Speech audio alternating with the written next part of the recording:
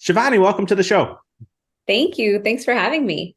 I'm excited to have you on. There's a lot that you're doing that I love, and I know this is gonna be a fun one. And I just can't wait to pick your brain on Ayurvedic medicine and all that world. It's just some really cool things, and I love the structure of it. And before we get into that, can you Yeah. tell us a little bit about how you got into what you're doing today? What's the journey? Sure. So I grew up in Houston, Texas, typical American kid in an immigrant family. And I'd go to India every year. Once my parents hit a certain level of success, we'd get to go back home to see cousins and grandparents. And I always saw so much death and destruction in my family. Like every year through high school, when I went, my maternal grandpa had a heart attack. My other one, which was really powerful, was he had Parkinson's and he had a leg amputation. And I grew up watching my dad work so hard to like reverse chronic disease with his parents, which he did. But every time they went back to India, like we'd find all this devastation happening. And I remember thinking, what's the point of life if we're going to all work so hard, build great things? My parents were very successful entrepreneurs. So was their family, only to end like this. Like, why is the last quarter of your life horrible? And so that set me on my path. And I became so passionate about health. I felt like I had to build my own immune system from scratch. I studied health. And then eventually, post college, I discovered Ayurveda. And I was like, dude, there's this whole system of medicine in India. And we could have lived by this the whole time. We didn't have to do all this stuff that you guys just unfolded in front of me. And then I became an evangelist. So I love to just teach Ayurveda to the world. I love it. For the listeners, tell us a little bit about Ayurvedic. What is it? What's the philosophy behind it, and so forth? Sure. So Ayurveda is an ancient system of health, healing, and medicine from India that's over 5,000 years old. And it's this beautiful science of life. It's a way of living that brings body, mind, and spirit into alignment. In Ayurveda, we teach you how to detox, how to live in rhythm with nature. We teach circadian rhythm. We teach about self-care rituals that are to be performed every day, not just for self-hygiene, but for daily detoxing. And it's interesting because Ayurveda has its own diet, its own gut health protocols, sleep protocols. There's so much to it. It's like an entire system of medicine that's existed for 5,000 years. And we also lean a lot into our herbs and spices like turmeric and ashwagandha and teas and things that we know will help people get healthy. I love it. And it's only 5,000 years. I mean, it's got to be doing something right if it's been around for that long.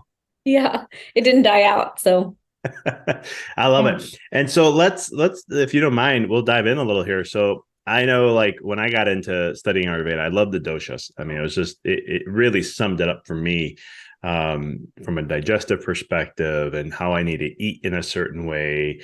And then I got into the mind aspect of it, and I was like, oh, that explains a few things. All right, cool. I love it. Do you mind Yeah. sharing a little about doshas and so forth? Sure. So the concept of dosha means your mind body constitution, what you individually are since birth. And so I have everyone take a dosha quiz. I have one on my website. And once you take it, you understand, are you vata, pitta, or kapha? So we have three main types. They're made up of the elements, and everyone has a primary and a secondary dosha. And so when you take this quiz and understand from childhood what you are, a vata person tends to be thin and wiry. So physically, they have certain characteristics. They're thin, wiry, thin wrists, small bones, lightweight usually. Their personality is kind of all over the place. So they tend to be like busy bodies. They're like energy buddies. They can just keep going and going and going.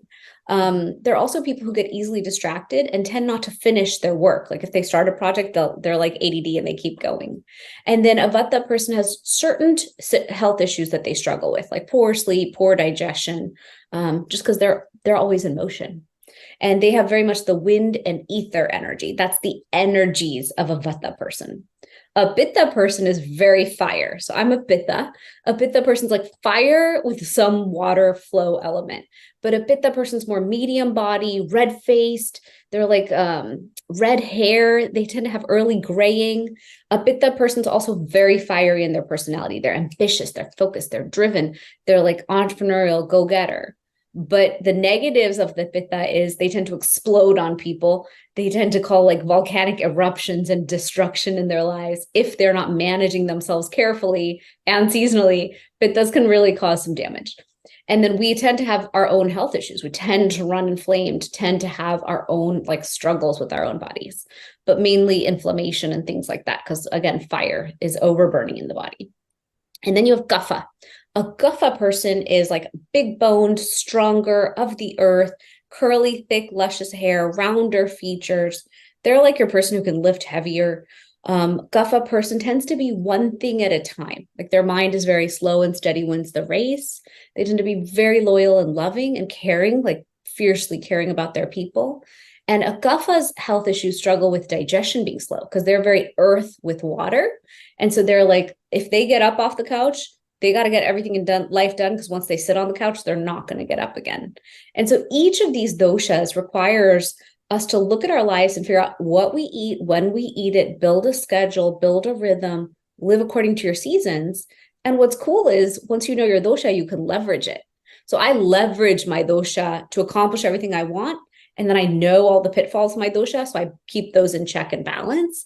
And then I have a more like balanced life overall. And then knowing the dosha of your spouse, partner, or children can be very enlightening as well. I love that. And is there a difference, do you go through and look at the dosha of the mind and the body? Because is there a difference between the two? Because like, can you be like a let's say a vata mind and a pitta body?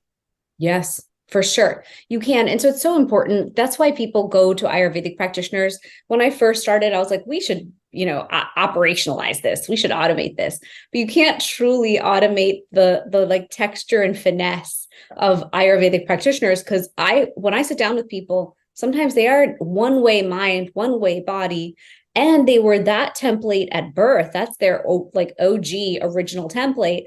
And now they're so vitiated. Like I always tell the story of once I had my kids, I felt like I was Tom Brady and I got dumped in the Sahara Desert with no money and no cell phone.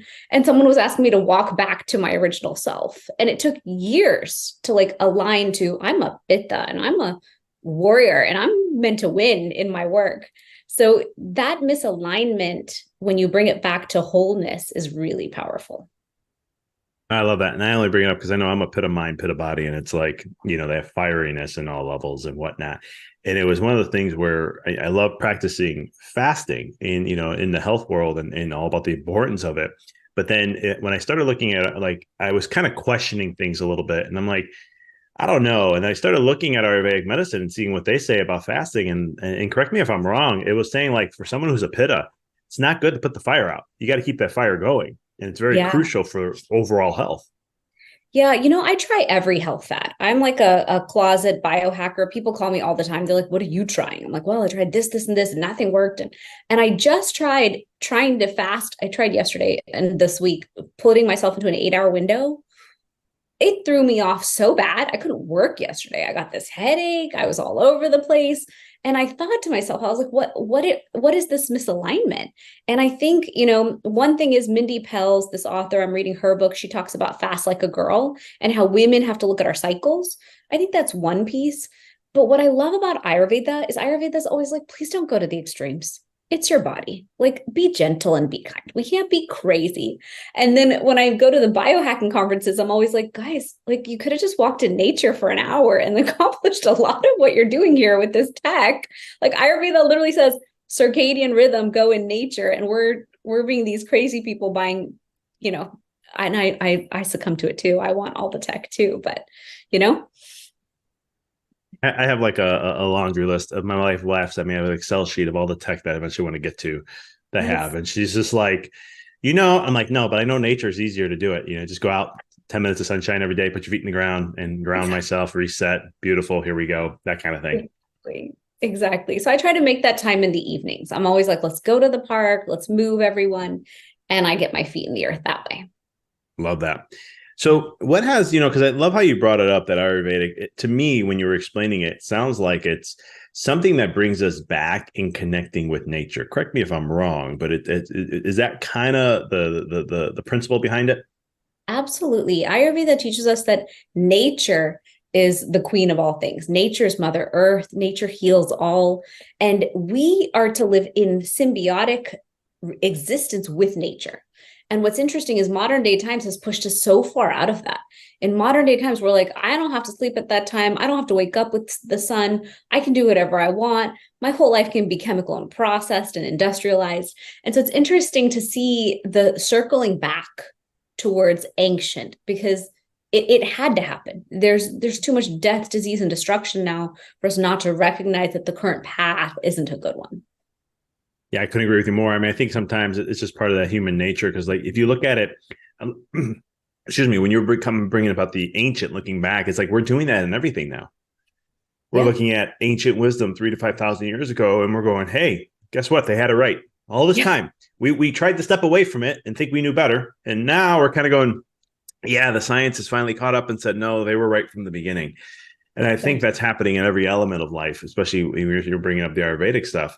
When we look at these simple things to do to help. So if you don't mind, I would love to ask some questions on like, so let's say we have someone who's listening and they take your quiz and they're a Vata. What are some of the things that they can do to help them stay more balanced? Sure. So a Vata person tends to be anxious. They tend to be all over the place. The holidays probably drives them nuts, like by 10x. Because I have a pretty Vata mind. So I have to like sit myself down and ground myself and remind myself all things are possible with planning.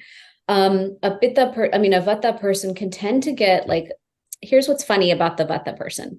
They eat like birds and they can just survive all day on water, tea, green juice. I ate some nuts, I ate some crackers, and I'm fine. So the main homework to the Vata person is stop doing that. I need 3 square meals out of you. I need healthy fat in those meals. Eat half an avocado, please, and get in nature more purely for the grounding and do more grounding self-care. And once a Vata does that, they get so centered and balanced and they feel so nourished and whole. I love balancing Vatas because they're the easy one out of the 3. You're like, just eat your 3 square meals and get centered, guys. And their whole life changes from it. I know that 100% because my wife's a Vata. So I'm laughing here while you're saying this because it's so true. She can go through a whole day and be like, I didn't eat much. I mean, I picked on some things, but I didn't, whatever. I'm like, honey, go make a fatty meal right now. Get some protein, get this in you, get some of that food in you. So that's why I love that. Let's talk about the crazy pitta, because I know that's so me on so many levels. I'd love to hear more. Sure. So as a Pitta, I'm having to like change my workouts, which drives me nuts because I'm very like loyal to the way I work out and stuff. Pitta people have a tendency to overcook, overheat, overburn. Your body's going to tell you that you've hit your tipping point because you're going to be angry, you're going to be frustrated, you're going to be bitter in your mind, or you're going to get headaches, or you're going to be so fatigued. And so literally you have to kind of look at yourself like a nuclear reactor. Like, what is the total control I have to keep from exploding? For me as a mom, I can tell when I walk in that like, today's going to go so badly. So I just go straight to coconut water, yogurt, any food that has a sweet effect in the body. So that can be rice. Rice is cooling and sweet in the body. Any beverage that soothes you and cools you down, peppermint, even peppermint tea that's not too hot, is your toolkit that you need to have on hand and ready to constantly cool and calm the system. What's interesting is sweet food is going to calm you down and make you less anxious. And I think that's why as society, we've become crazy sugar addicts. And so for a long time, I'd find myself in my pantry eating chocolate after I was fighting with my kids who would not listen to me. And then I was like, oh, pattern. We got to let go of this pattern. So Pittas need to just recognize, hey, I'm about to explode. I'm just hangry, or I'm about to explode. Ice, water, electrolytes. And that would probably change our whole life. It's so true because, like, it's funny. As of late, especially, someone's asking me, like, one guy, yesterday I was having this conversation about nutrition, and the guy's like, "What's your favorite grain?" Because he knows I don't eat a lot of grains, but I do eat grains. And I was like, rice. He's like, rice out of all the grains. I'm like, yeah, there's just something about rice I really love. I love having it in a meal. It's just, I don't know how to explain it. And look what you just said there. I'm like, yeah, that's why. Yeah, it's very soothing. And a lot of what Ayurveda is teaching us is get intuitive with what you're eating and how it feels inside. So that's my main job is I teach women, usually they're over 40. And I'm like, guys, if we just understand how to leverage our dosha and leverage every lifestyle tool we have, we could have a completely different experience. So true. And you brought up something that I think is so critical because it is the intuition side, right? Like Yeah. everyone always asks, like, what's the best diet? What's this? And I always tell them, like, well, if you want my honest opinion, be in tune with your body and know. Like just know, like, hey, like I just said, I ate rice. I don't know why, but it just this is what I feel and this is what comes out. And I'm like, it works for me. That's all I know. Yeah. Absolutely. And then the third dosha you were going to ask me is kapha. So in kapha dosha, the best way to balance is they've got to move in the morning. Like kapha's going to sleep in. Kapha's going to beat themselves up for sleeping in. I have a sister who's has kapha. And so she's like, yeah, I could sleep till 9, 10. I stay up late. No. Kapha has to regiment, get some discipline in there, move that bedtime up a bit. When they finally do get up, they've got to exercise. They've got to move because they've got to move the energy of the body. And then once they do, get your day done. Once a kapha sits down at the end of the day, I was a kapha for years there, you're not getting up from the couch. So just forgive yourself now. Know that this is your nature. You're not lazy. You are just this nature, and this nature has a lot of other beautiful traits. And so you have to do a little more work for a stronger metabolism, stronger digestion. But the template of kapha is going to stay kapha. You're going to stay big boned. Like sometimes I'll show pictures to the trainer at my gym. I'm like, can I look like that? He's like, if you took chainsaws to your hips. And I'm like, oh yeah, I'm a pitta body. Like I have to honor the shape I've been given. And so that's just an awareness I like to create with kaphas. I love that. I love how you brought that up too, because the fitness thing for me is I'm always like, I want to get shredded. I want to be like totally shredded to the bone, all this stuff. And my wife's like, you're just a big guy. Like that's Yeah. just you. I'm like, yeah, but I'm like, I still want to get to this point. And even when I did, I got like down to 10% body fat. I still wasn't that. And I laughed. I'm Wow. like, I got down all the way to here and I look great, but I'm like, yep, still don't look like that. And I realized that's just my body type. I have to accept it. And it's just what it is. You brought up Right. another point that I would love to ask too, because the kaphas have to get up, they got to get moving. I've always was taught like kaphas are that they got that slower energy, right? And it's just they have to work more to get it up and going. When it comes to a pitta and a vata, you're talking about workouts have to be a little different. I'm going to assume for a pitta, because I always like to go to the extreme in my work, everything, man, especially in my workouts. And I'm curious, and I've done research on looking at Ayurvedic years ago about this. It shouldn't be as extreme. So is there certain specific workouts for a pitta? And I know I'm asking for myself, but for others and for vata too, that they should focus more on because of their dosha? Yeah. You know what's funny is your medicine is the thing you don't like. And so I did yoga teacher training, and my own yoga teacher does yin. And I'm always like, Leslie, I cannot go to yin. I hate yin. When you teach yin, I just want to jump and run. She goes, that is your medicine. And I'm like, I hate this answer. So Vata wants to do like vinyasa flow, Bikram, sweat, run, move. He or she needs to sit her booty down and like walk, yoga, ground, because they naturally have the motion energy. Pittas are going to want to like CrossFit, let's lift, let's go, let's hit. And we can, but I'm finding that each decade you have to like adjust to your body, which is really infuriating to me right now. So I'm like letting go of my HIIT workouts and moving into just lifting because I can't let go of lift. And then walking and yoga. It takes discipline because your pitta energy is just like, let's burn. And then kapha needs to do the opposite. They need to push a little more. So they probably need to go to like an Orange Theory or like any group class that'll push them, but don't go full out. Like start slow, go to medium, and probably hold at medium. Like don't burn the body at too much of a pace. I love that. And I think it's true because in my experience, like 5, 6 years, no, probably about 6 years ago now, that was one thing I was talking to one of my coaches, and we're talking about working out. We're very big into it. And he's like, dude, walking's a workout. And I'm like, No, I know. I don't know, man. That's a little. And he's like, just add it in as a workout. I say, I'm going Yeah, to call that active recovery day. I can work with that. But exactly. now it is. And when I've Yeah. learned over time, and I love the decade thing because it's definitely, you have different demands you have to change to Yes. every decade. And Yeah.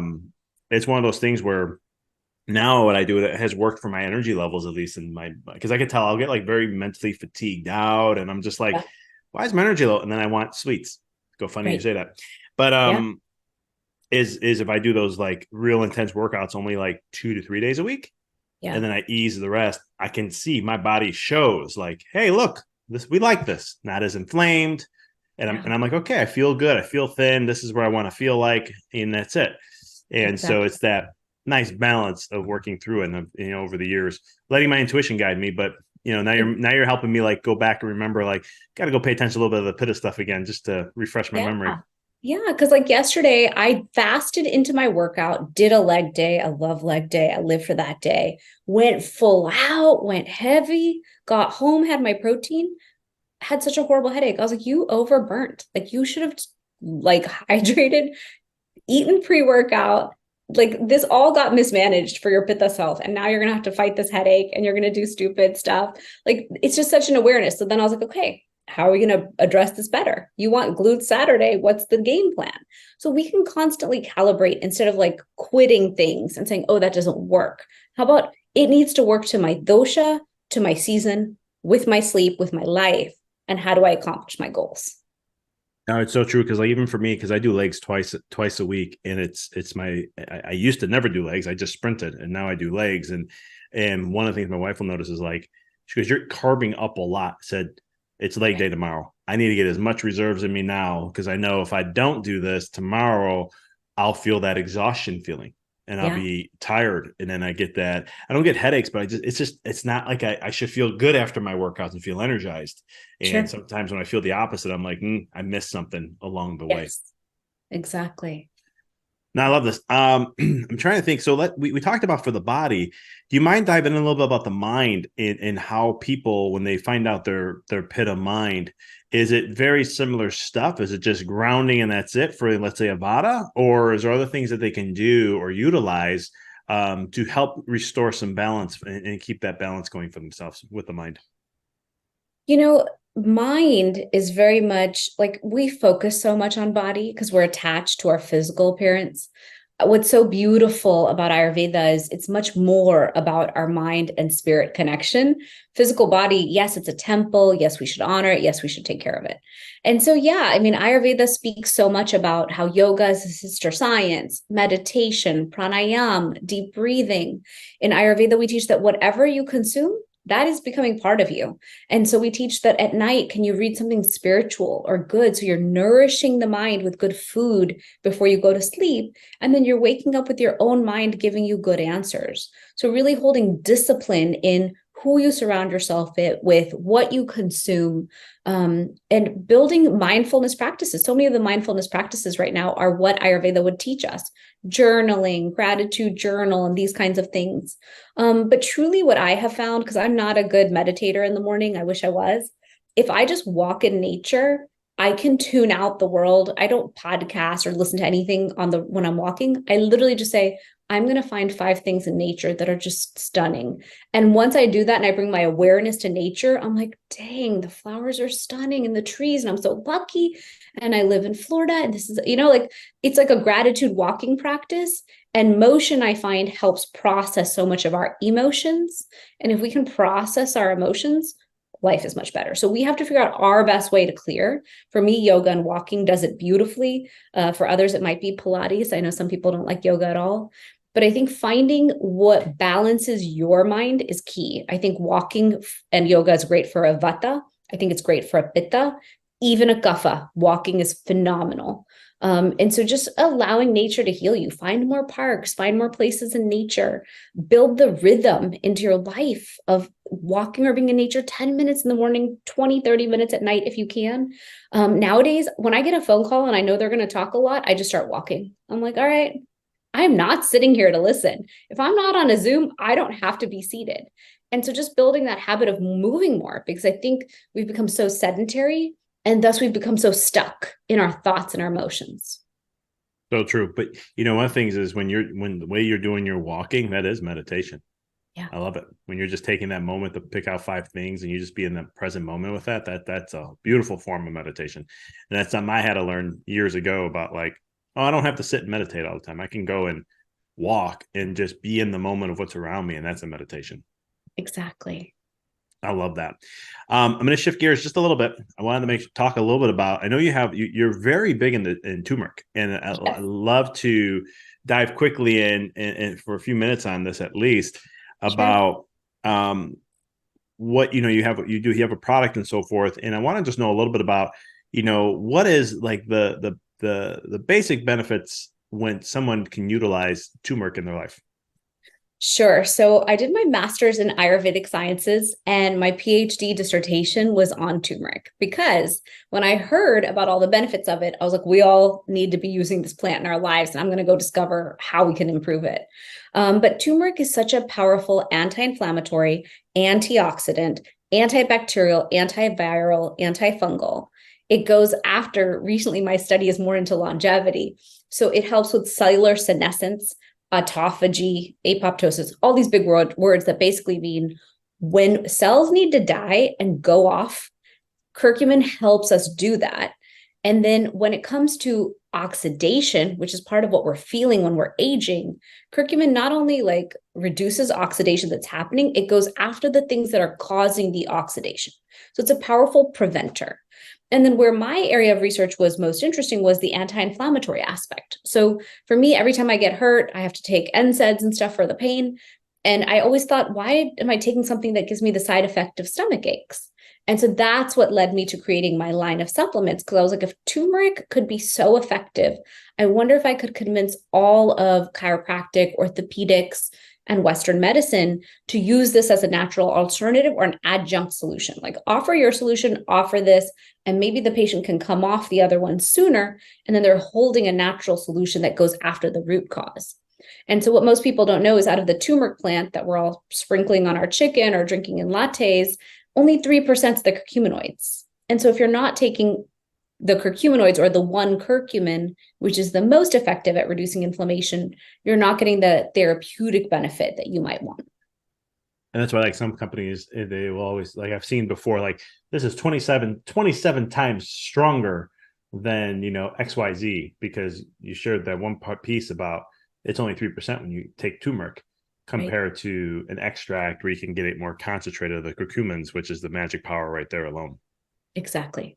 Yeah. So I set out on this journey about 8 years ago. And my goal was, I just want to convince all of orthopedics. I kind of picked the hardest door. So since I've learned that talking to everyone who already gets it is easier. So now I talk to chiropractic, functional medicine, all the people who are like, of course, we should all be taking turmeric. So my life's gotten easier, but my heart is still into proving. And I have proven we can cut opioid use down. We can cut our NSAID use. Like we can help with chronic joint pain, people who are losing function in their hands, whose backs, everything's hurting. We can keep them pain-free naturally. And so that's been my biggest dream, is getting that out there. No, totally. And I mean, especially with, as a chiropractor myself, it's one of the things where if we can get the inflammation down, then we can focus more on the healing and correcting better. Because when the body has pain, it fires different things in the nervous system that doesn't allow us to heal as well. Right. And when we can do things like that, I mean, there's even just, I don't know if you use it for this. I know I take turmeric for brain health. I mean, it's just, or curcumin for brain health, because of just the studies that are coming out that are crazy for longevity and all the stuff that it does there. And I know you probably know that better than me, but it was like, I'm like, yeah, this is why, besides the inflammation stuff, which is great. I'm like, no, I'm big into the brain. How can I keep this thing as young as possible? True. Yeah. They're saying for neurocognitive degeneration, for stopping amyloid plaques from forming in the brain. I just read so much science in the last couple of weeks. It's even good for plastic surgery, for wound healing. I spoke at a wound healing conference. I'm speaking at a College of Surgeons, International College of Surgeons conference. I'm going to pull it across all surgical specialties. To me personally, I need an immune system that works. And with kids who keep getting the colds and all the things, I'm like, I have my defensive system in place. And that's why I take my turmeric. I love it. So real quick, how can people find you, find your product, find what you're doing with Ayurvedic, all that, your whole world? Sure. So my main website is shivanigupta.com, ShivanIGupta. So that's where the dosha quiz is. I have a 7-day inflammation challenge. My podcast is there. Everything's there. And then my supplement company is fusionaryformulas.com. That's FUSIONARY. And I made you a special code, Dr. Vic, which will give your listeners 15% off. And then we're on Instagram and social and all those things. I love teaching on this topic. So we're online on all the social channels. For all the listeners, I make sure I'll have all that good stuff in the show notes for you guys. Shivani, this was awesome. I appreciate you for all that you're doing. I think Ayurvedic is, like I said earlier, is something that is needed, right? 5,000 years they're doing something right. They know something, right? And so it's one of those things that we as humanity are so imbalanced and disconnected from nature and many other things that this is one of those tools that can really bring us back. And I'm glad you're doing the work that you're doing and so much more. So thanks for taking time to join us here on the Mindful Experiment. Awesome. Thanks for having me. And that's it. Until next time, y'all have a good one.